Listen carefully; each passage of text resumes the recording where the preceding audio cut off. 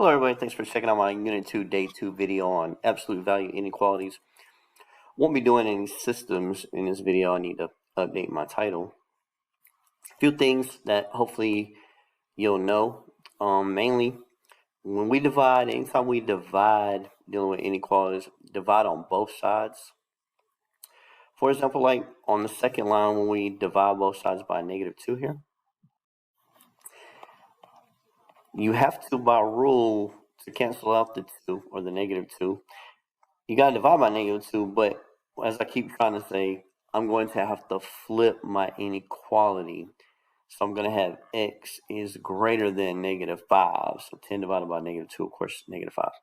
Or if I had like a -1/3, x is greater than 10. When I multiply both sides, in this case, to get rid of a -1/3, I multiply both sides by -3.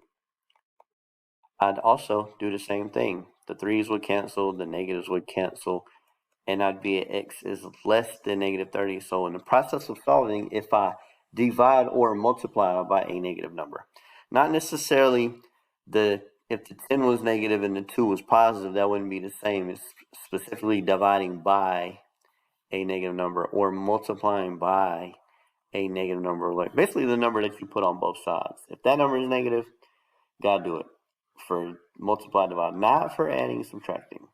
You'll see a couple examples on that. If you ever have to flip your order, it's a little bit easier to read with x on the left and the number on the right. You would also flip your symbol. An inverse OR will be a big deal as we state our answers today. Unlike, we didn't have to do that.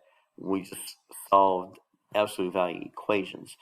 Same steps, but again at the end we're going to sketch a number line to help us key in on the fact that when they say together it's going to be and when they say separate it's going to be or, as I'll be explaining when I get there. So these are the examples I'm going to show you. So starting with this first one, x plus 8 is greater than or equal to 15. Step 1, still get the absolute value by itself. Boom, we're done. Step 2, does it have solutions? As long as this can make positives, and it will, and we do have positive numbers that are greater than or equal to 15, so that checks out.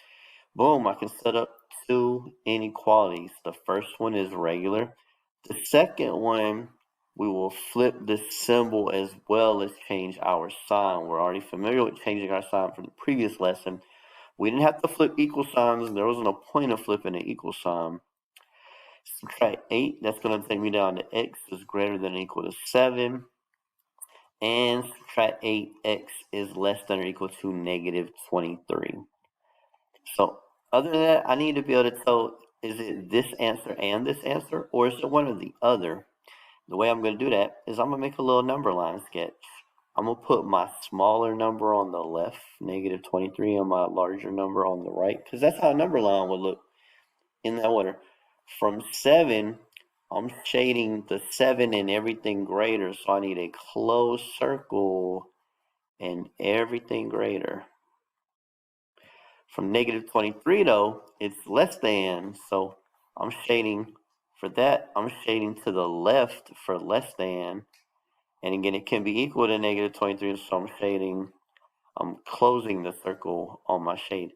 So any of these solutions over here are good, and anything over here is good. For example, like a number like 10 would be over here. If I plug in 10, that would be 18.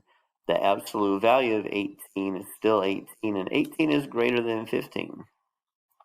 I could pick a number from the back side like -30, and it'll work. -30 plus 8 is greater than or equal to 15. That would be -22, but when you absolute value it, it'd be positive 22, which is indeed greater than 15. So the math checks out. By the way, when they're separate like that, I'm either in this, I got answers in this section or in this section. This is an or statement. When they're separate, when they're going separate ways, it's an or statement. Next example, got some extra numbers on this one. A -2 to 4 is extra. Remember, step 1, you got to get your absolute value by itself. So we're going to get rid of +4 by minusing 4. Takes me down to negative 14. Next, I'm going to get rid of times negative 2 by dividing by negative 2. Now remember, when I do so, I have to, hopefully you caught it before I said anything, I have to flip my symbol because I divided by a negative number. All right, I got my absolute value by itself. Step 2, does it have solutions? I need positive numbers, and yes, there are positive numbers that are greater than 7. So if I wouldn't have flipped it, oh yeah, I would have been less than 7. I still would have been okay. I can set up my two inequalities, set one up regular, the first one up regular, and my other one, don't change the sign here, change the symbol, and that number that's already over there isolated changes. Add 3 is 10. So x is greater than 10. Sorry, I wrote that wrong. Subtract 3 over here. X is less than negative 10. Oops, I don't have this row right. That's supposed to be a minus. I was saying don't change it, but I changed it. So hopefully that did look silly to you for just a moment as I was writing that. Negative 7 and 3 is negative 4. Very rarely does it end up being the same number, which is kind of my alert when they were both 10 for a moment. Remember, put the smaller number on the left side, that's negative 4. And from negative 4, I'm shading to the left.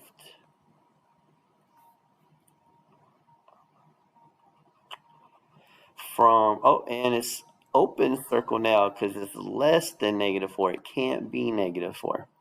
From 10, again, open circle, I'm shading to the right. So this is another OR statement. Separate is OR, together is AND. So the one that I just did on Desmos, type it in exactly as is. Don't got to use 2 lines. Notice I at 10, everything to the right or greater than is shaded. So just like a number line. On the left side, everything from negative 4 and less than is shaded. And note there are dotted lines, which is the equivalent of basically an open circle on a number line. How it doesn't include the numbers negative 4 since it's dotted, or 10 since it's dotted. Next up, 2 to kind of wrap things up with. First example on there, got the negative 4. I made a slight adjustment to this one on a pause. So negative 4, absolute value of x plus 2 is less than 12. So step 1, still get the absolute value by itself. I'm going to divide both sides by negative 4. Of course, when I do the negative 4 is cancel, I flip my symbol and I get negative 3. Right here, 12 divided by negative 4. Remember, I divided by negative, flip the symbol. Something very important that you have to be able to interpret here is going on. Anything that comes out of here should be positive. And over here I got a negative, and I got a greater than. Aren't all positive numbers greater than negative 3? Yep. Any positive number is going to be greater than negative 3. So what that means is all real numbers. Any real x. Any number could be x.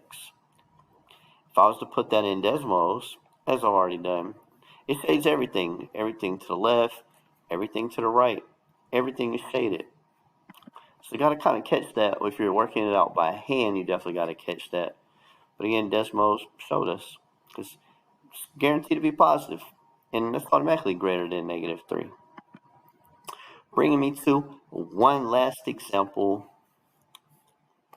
I got an absolute value of x plus 5 over 2 is less than or equal to negative 3. Looks like it might be no solution again, but remember step 1, get x by itself. I got to get rid of this divide 2, and it's not an absolute value. It's not trapped. I'm going to multiply both sides by 2. I'm not multiplying by a negative number, so I will not flip my symbol for this. Now at this point, I ask myself, does it have solutions? Remember, this is going to be a positive number guaranteed.